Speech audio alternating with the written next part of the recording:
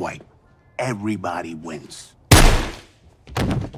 The finale of Tulsa King Season 2 presented more than a few game-changing occurrences for Dwight Manfredi, Sylvester Stallone, and his gang, along with some dramatic turns.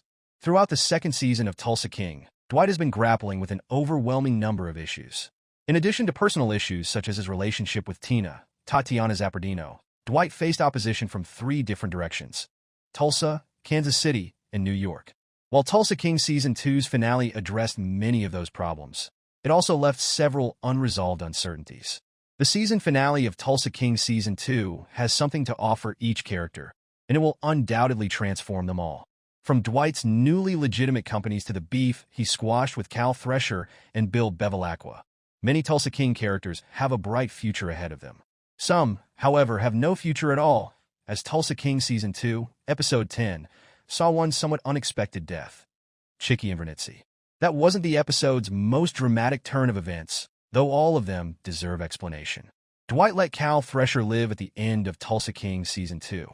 Though he didn't meet his end in the season finale, Cal Thresher has been one of Dwight's primary rivals during Tulsa King Season 2.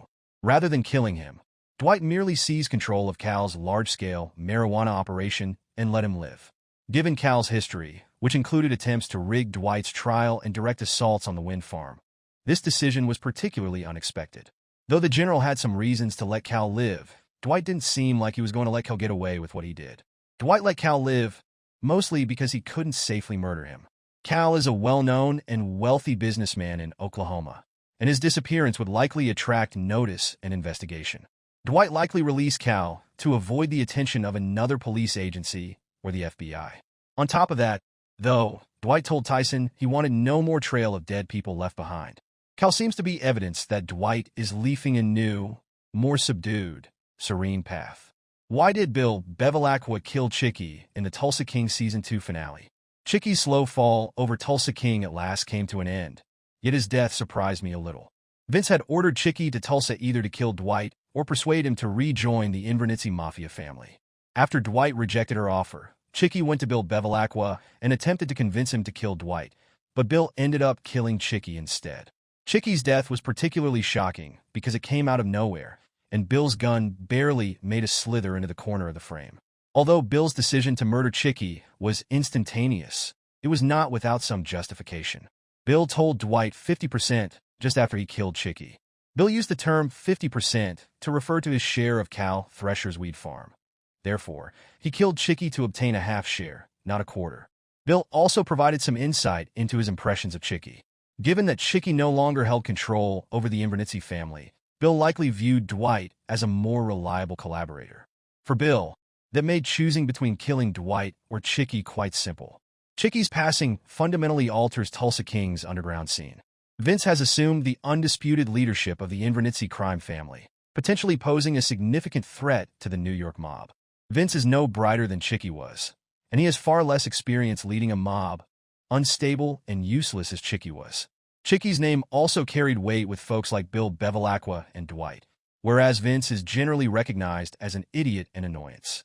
While the future of the Invernizzi family remains uncertain, Vince's leadership appears to be counterproductive. Who kidnapped Dwight Manfredi during Tulsa King Season 2? In the final moments of Tulsa King Season 2, a hidden SWAT team kidnapped Dwight Manfredi from Margaret Devereaux's, Dana Delaney, house. The striking group then led him to a nondescript place and seated him at an interrogation table where an unidentified figure said, "You work for us now." Although the exact identity of the group that abducted Dwight remains unknown, it seems to be a covert government agency. The hints in Tulsa King Season 2's Episode 10 suggest that the U.S. government was seeking Dwight's abilities for a sinister purpose. Just a few days before Dwight was abducted, the FBI agent assigned to his case reported he had to provide headlines in D.C., all the information they had on the general. This implies a connection between the group and the U.S. government.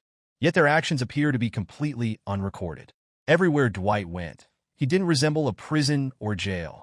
All of their agents lacked uniforms or any kind of identification whatsoever. It's unclear for what purpose less-than-legitimate government agencies would employ Dwight Manfredi. What Tulsa King Season 2 actually means at the end. Since it started, Tulsa King has been delivering a somewhat consistent message. The ending of Season 2 simply accentuated that message. Since his release from jail, Dwight has been trying and battling to atone for his previous transgressions. In Tulsa King Season 2, he made great strides toward atonement with Tina and allowed Joanne to live with him. But he also suffered a lot of setbacks with Tina going back to New York. The conclusion of Tulsa King Season 2 shows Dwight's ability to try to right his errors, but his inability to outrun the past. The fact Dwight said he had gone legit was maybe the most thematically significant detail of the Tulsa King Season 2 finale. He got dragged back into his gangster habits, at least for the most part, just as he was at last leaving them behind. Once he finally had the chance to put his violent past behind him, a mysterious group kidnapped him with the intention of exploiting him for a sinister purpose. Dwight can't get away from his aggressive criminal inclinations, no matter what. Tulsa King's second season's finale wasn't all bleak either. Dwight can't escape his past, but he can face it. Tulsa King shows that, although facing the past is quite challenging, it is not impossible or worth attempting. Dwight's growing compassion and patience enabled him to reap the majority of the benefits from the conclusion of Tulsa King Season 2. By being kind to Bill, he got rid of Chicky. By showing Cal kindness, he acquired authority over the weed farm. Trying to be a better guy helped Dwight, and Tulsa King demonstrates that he made the correct decision. How Season 2 finale for Tulsa King sets up Season 3. Despite the conclusion of Tulsa King Season 2, Dwight Manfredi's narrative continues, and the show has established a strong foundation for Tulsa King Season 3. Though Sylvester Stallone verified it's in progress, Paramount has not yet announced the upcoming season. Fortunately, the final scene of Tulsa King Season 2 perfectly sets up the upcoming season, and Season 3 should provide ample content. Season 3 of Tulsa King will most likely highlight Dwight's work for his enigmatic kidnappers and how that work will impact his recently legitimized companies. The finale not only set up Season 3, but also Tulsa King spin-offs. Chickie said before he passed away that Dwight and Bill could franchise their gangs to other states, including Nebraska, Iowa, and Arkansas. Chickie expressed that this was not a bad idea and could potentially serve as the foundation for a Tulsa King spin-off series. Writer Terrence Winter has already hinted at a Tulsa King spin-off set in New Orleans.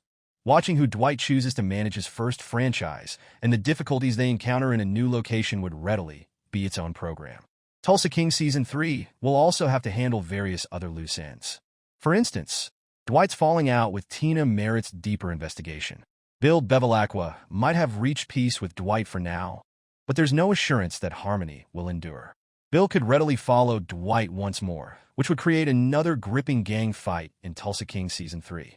Tulsa King might investigate many different paths, and the Season 2 conclusion brilliantly sets them all up.